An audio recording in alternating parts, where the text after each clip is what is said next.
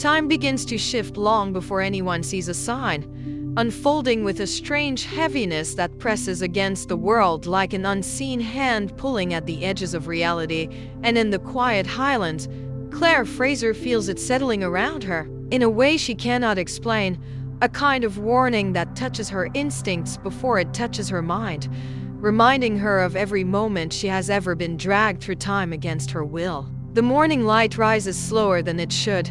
The wind carries an uneasy stillness, and even the stones feel tense, as if history itself is waiting for something it does not want to face. Claire watches the camp as soldiers prepare for another long day of uncertainty, but behind the ordinary sounds of boots and whispers, she feels something deeper, a pressure on her chest, a tug at the world she knows. Jamie sharpens his blade beside her, calm but alert, and though he does not understand the strange sensation twisting the air, he knows it is real because he trusts the land, the sounds, the wind, and most of all Claire's expression. He has seen that look before, the look she gets when something from a time beyond his own creeps into their world, and he senses danger the way a hunter senses a predator before seeing it. Across centuries in the future, Brianna and Roger begin noticing changes they cannot explain. Lights flicker for no reason. Radios pick up broken voices that sound frightened and distant. Clocks jump ahead as if losing their place in time. And young Jemmy wakes from dreams describing people he should not know. Speaking of a man with a scar, a woman in old clothes, and a voice calling him as though it knows him personally. Brianna feels her heart clench every time Jemmy says something strange, because she recognizes the signs she grew up with, the feeling of time stretching too thin. Roger tries to reassure her, but even he cannot ignore the energy shifting around their home. Meanwhile, in the past, Claire begins noticing objects that should not exist in her time. Letters with dates that do not match reality, tools appearing in strange places, and people complaining of déjà vu so strong that it shakes them. Horses react to empty air, children cry at shadows that seem to bend, and birds flee from skies that look perfectly calm. Claire writes everything down, line after line, trying to find a pattern in the chaos. But the more she examines the details, the clearer it becomes that none of this is accidental. Someone is interfering with time deliberately and with precision. Rumors spread among the soldiers about a figure wandering the trees at night, moving without sound, appearing and disappearing like a shifting shape, and no two people describe him the same way. Some say he is tall, others say he changes size, and many admit they cannot remember his face at all. Claire listens to these stories with growing dread because she knows what it feels like to be out of place in a different century.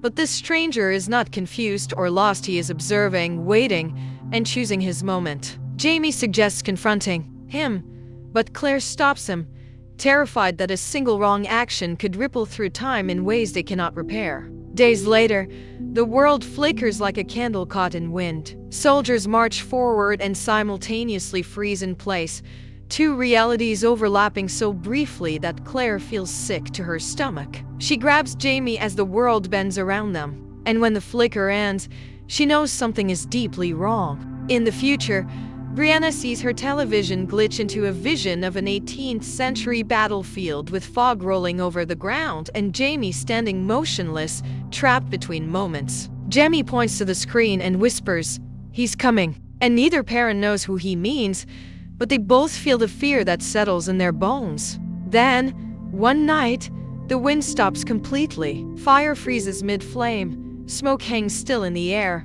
and every animal in the camp reacts with fear. Claire feels her heartbeat slow as something pushes its way into their world. A shimmering glow forms at the edge of the woods, twisting the air like heat rising from stone, and the grass bends inward toward the center of the light. When a silhouette steps forward, the glow fades, and the world returns to normal, but nothing feels the same. The man stands calmly, silently, with an unsettling confidence. When he speaks, his voice carries a strange echo, as if stretched across centuries. He warns them that a future is collapsing, that timelines are straining under weight they cannot bear, but he refuses to say more. His every word sounds practiced, careful, chosen. After he leaves, days begin to stretch unnaturally. Soldiers whisper instead of laugh.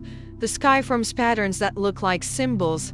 And Claire wakes each morning feeling like she has lived the day before in a different form. On the third night, the first true fracture happens through memory. Claire remembers a story one way, Jamie remembers it another, and a soldier overhearing them remembers it differently still. Their minds carry three versions of the same moment, all conflicting, and that is when Claire knows the world is beginning to break. A moment later, thunder rumbles from a clear sky.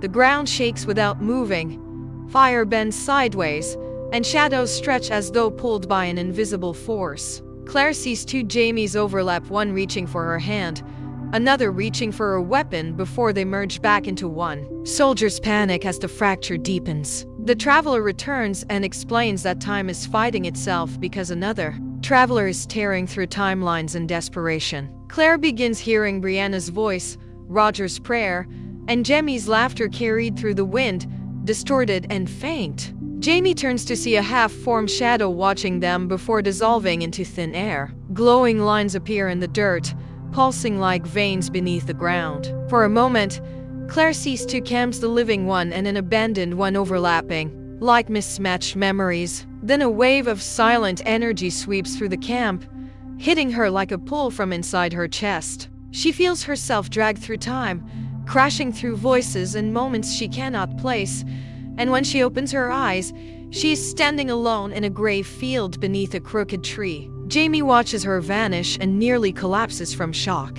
He demands the traveler reopen the fracture, ignoring every warning, because nothing matters to him more than finding Claire. The traveler hesitates but eventually complies, and Jamie steps into the fracture, pulled through time with a force that nearly brings him to his knees. When Claire turns toward the tree, she sees a man waiting for her. His face strikes her like a memory she has not lived, a face shaped by sorrow, lined by years she cannot see. His eyes hold a familiar fire, something she has only ever seen in one man, Jamie. When he speaks her name, it trembles with emotion, as though he has been waiting to see her for a lifetime. He tells her that she does not belong in this version of the world, that her presence is the fracture's core. Jamie bursts into the timeline and immediately places himself between Claire and the stranger, ready to fight, but the man speaks Jamie's full name with gentle certainty, naming details that only a descendant would know. Slowly,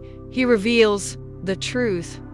He comes from a future ruined by fractures, a world where people vanish through cracks in time, where memories rewrite themselves every night, where photographs change faces, where families lose each other without warning. He grew up in a broken world built from competing histories, one with Claire, one without her, and the universe has been tearing itself apart trying to choose. Claire listens with horror, Jamie with guarded fury, but the traveler does not blame them. Instead, he tells Claire she is necessary. He explains that in some timelines he was never born, in others his family line ends abruptly, and sometimes even his mother remembers a different father depending on which version of time is winning. He has traveled back not to accuse them, but to stop the final collapse. He has come to guide them toward the first moment where time began to tear, the moment that started all fractures. And as Claire and Jamie stand in that gray field, holding onto each other against the weight of destiny,